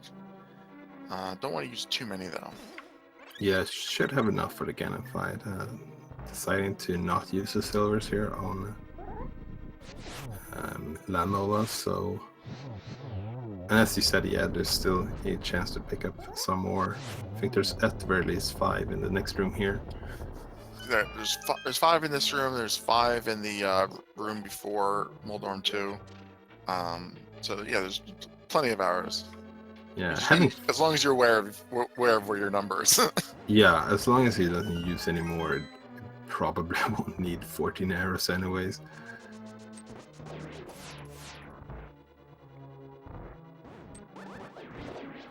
Nice one cycle in that room. King Samaria to take out the Wistros, that's just the best.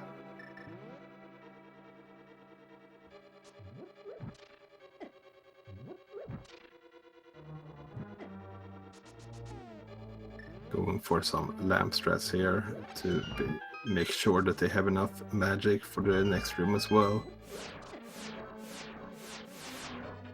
Ooh, okay. See, even there, like, they still had enough time to go up the stairs, so as long as you don't take far too long, you can most of the times just walk straight up. I normally don't even think about that, but you made me hold my breath. I was like, is he going to despawn it? Like, yeah, Walter says he's going to despawn it. The thing is, he went for the bottle, or that pot first, and then went to the stairs, so that spent a little bit of extra time. It turned out alright.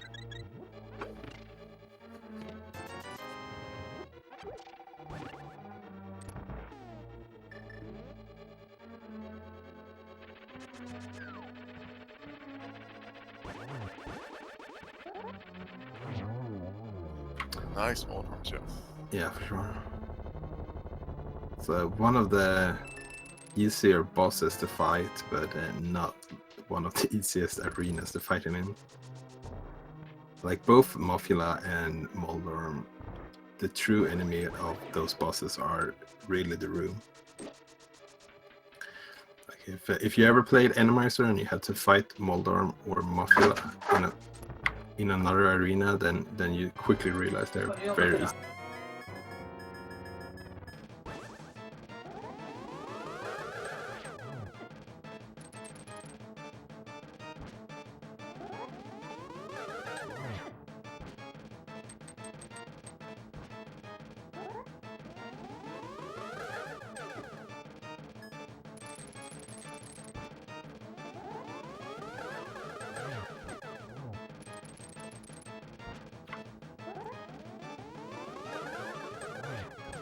A nice fight there for BossCrab on Aghanim. Only have the Ganon fight left.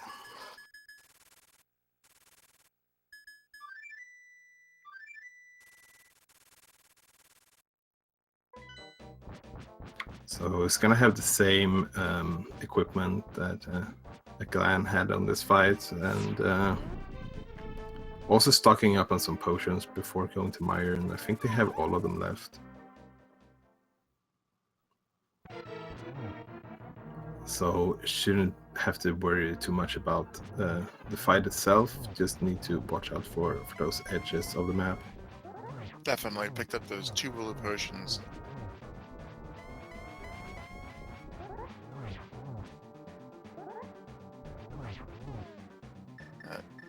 Nice positioning there, and using the cape. One cycle space too. Yeah, having the half magic and also those bottles, you can just spam slashes with the cape on, just to be certain to get that in one phase. So it's gonna have the same teleport numbers as Glan had, as the teleports and the blue balls on Aghanim as well are the same for both runners. Like we like RNG and randomizing things, but we want it to be fair at the same time. Baiting the fire bat there to get the torch glitch. Always a nice move. Ooh, and making good use not to move in any direction, but when they got hit by that fire bat, so they didn't like fall off. Yeah, that's a lesson that you learn the hard way, and you don't repeat. If you get hit by those fire bats, you just do not touch the D-pad. So GG to BossCrab. Yeah, for sure. Going through the door and getting a 150-30. Yeah, very well played by BossCrab.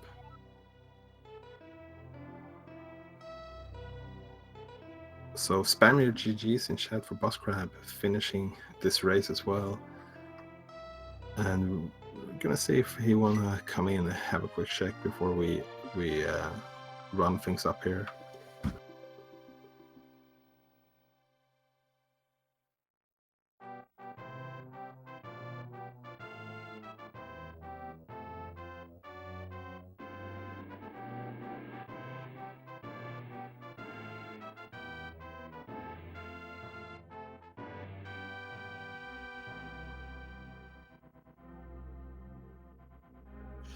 Welcome, BossCrab. Hey, what's up? Yeah, GG's on finishing that seed. So I played super poorly early game, so they kind of put me on tilt for a while. Where did I lose so much time? Eating a catfish? no, I think the two things were really the routing. Like Glan's routing just turned out to pay off a lot more in this one. I feel that. Like one was getting the bow pretty late. Yeah, I usually check bumper cave after diving skull, but I just kind of forgot it and just left it because I was like, well, it's one location, just let it go. Yeah, and then also I think Glan was able to full clear Turtle Rock in their first visit up to Death Mountain. Oh yeah, that would do it. So that kind of led them to not having to go up to Death Mountain more than once. Yeah, that makes complete sense. If he got bow early, then he could do Pod Eastern way earlier than I did it, and just do all of Death Mountain at once. Yeah, he really just had the optimal route. In hindsight, it turned out to be the perfect route.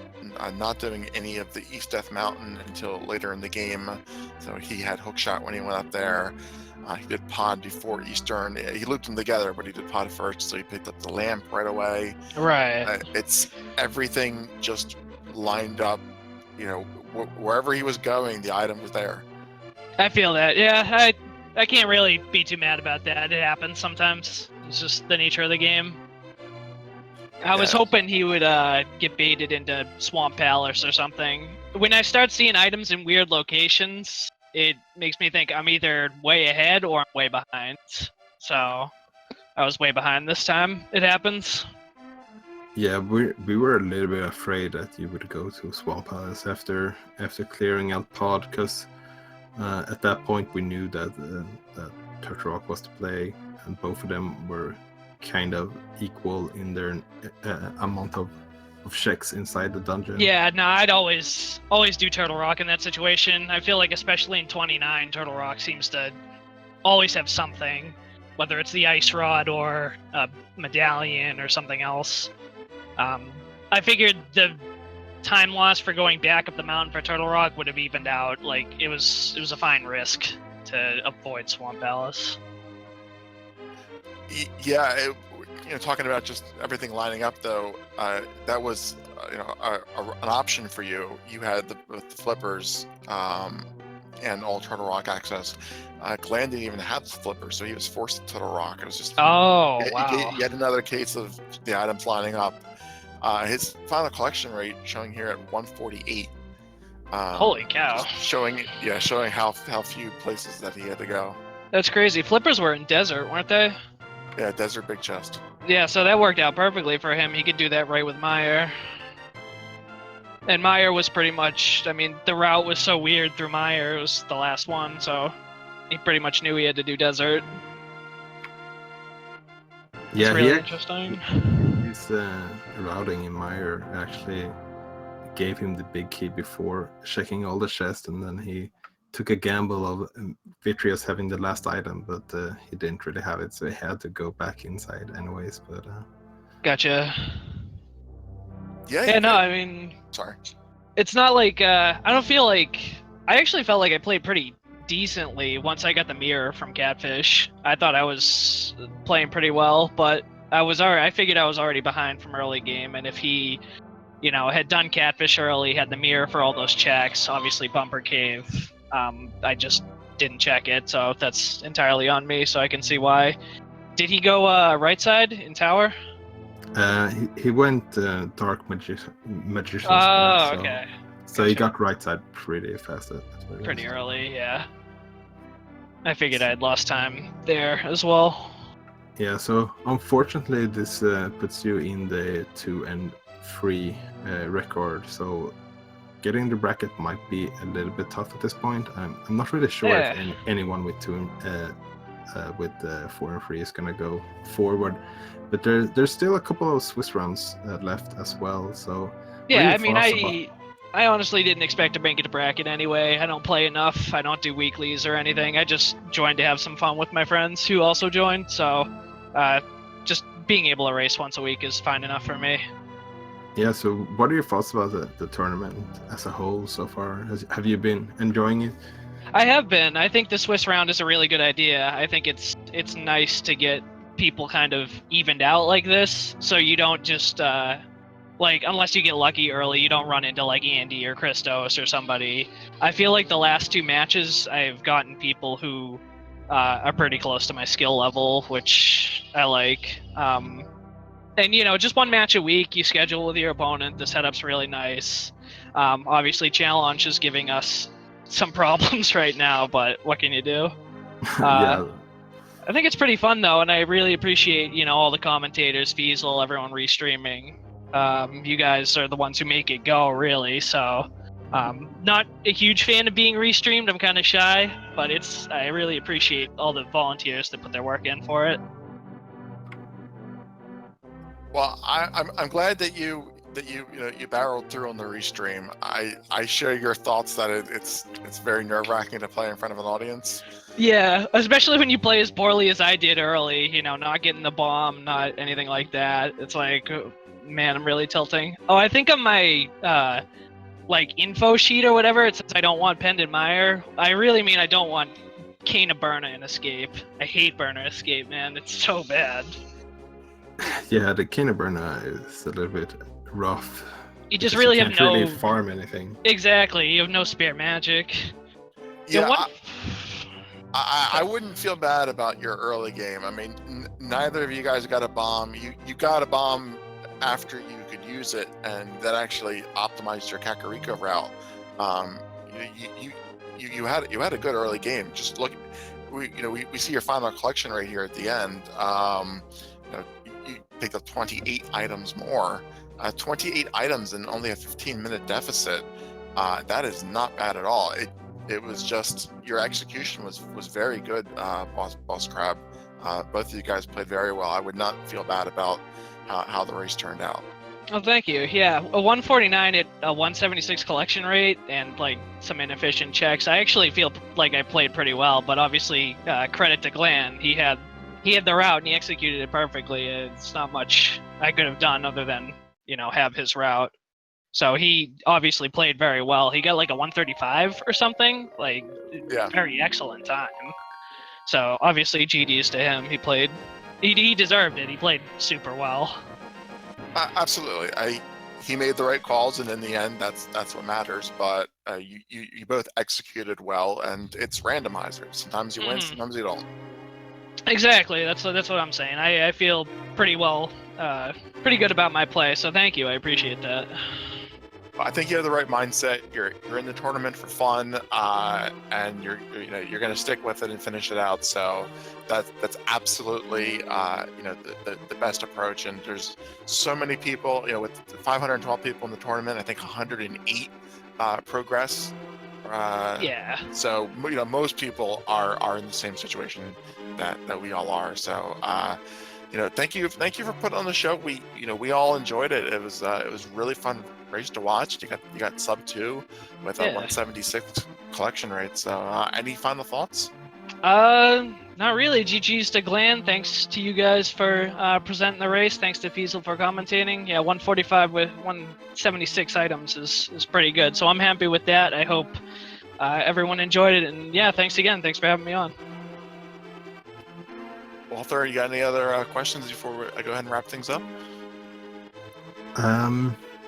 Not really that I can think of right now, but I want to give a last shout out to both our runners here today, both BossCrab and Glan, doing an excellent race, and also to our tracker Kapsage for tracking in this race. Like the trackers are invaluable to the restreams. And also big thank you to you as well, Tiro. Absolutely. Well, wrapping things up here, the links are now in chat for both BossCrab and Glan Dragonheart 9. GG to both runners. Ovid, a pleasure as always. There are 6 speed gaming channels playing ALTTP and other games throughout the day, as well as 4 ALTTP randomizer channels that are broadcasting exclusively randomizer races. So take a look at those 10 channels. Thanks to our tracker, Kibasagi, for keeping us well informed. We tend to miss things. Thanks to the Speed Gaming staff for the restream, and of course, Walter for joining me as co-comps. It's been a pleasure indeed, Walter. Thank you very much. I am Tier. That's it for me.